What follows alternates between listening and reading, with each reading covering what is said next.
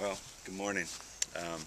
Standing here in front of one more house that we've made an offer on that we didn't get.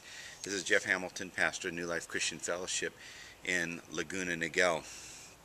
And we are finally back at a place where we are trying to buy a home after 11 years back in California. When we moved here in '99, the market just seemed to be at the launching point.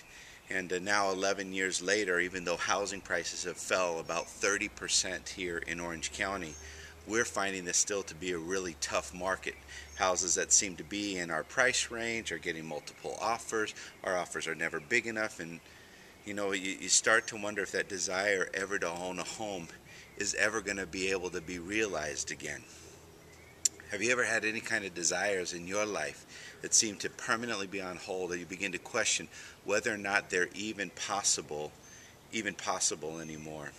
That's where we find the story today in Epic. As we've been journeying through the scripture, we're looking today at a woman named Hannah, who eventually gives birth to a very significant leader in Israel, Samuel, the prophet, priest, who parallels the time between the judges and the kings.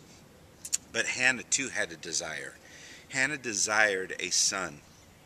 In fact, the situation that we find her in is she is so grieved and so overwhelmed that she's praying so passionately that the priest who comes and finds her accuses her of being drunk because of the way she's murmuring and wailing through her tears. Eli, the priest, gives her an encouraging word that the desires of her heart, God is going to bring to pass. And in 1 Samuel chapter 1, verse 20 says, "And in the process of time, Hannah conceived and bore a son named Samuel." Now, for most of us, when we think of that process of time, what that looks like, most of us think that it's 9 months from the point of conception to the point of delivery. But what about all those other years?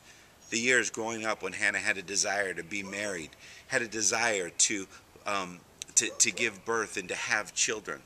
What about the years after being married, the frustration of time and time again not being able to experience that which is the thing that was the joy of her heart, all the while looking at her husband's other wives, not only giving birth to children but ridiculing her for her own barrenness.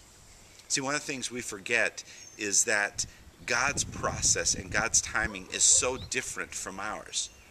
And we don't know how to hold in tension the desires that we have in our lives from the process that it takes for them to come realized. Remember this, Psalm 37 verse 4 said, God gives us the desires of our heart. And I don't know what your desire is today, whether it's for a spouse, for a job, like us, for a home.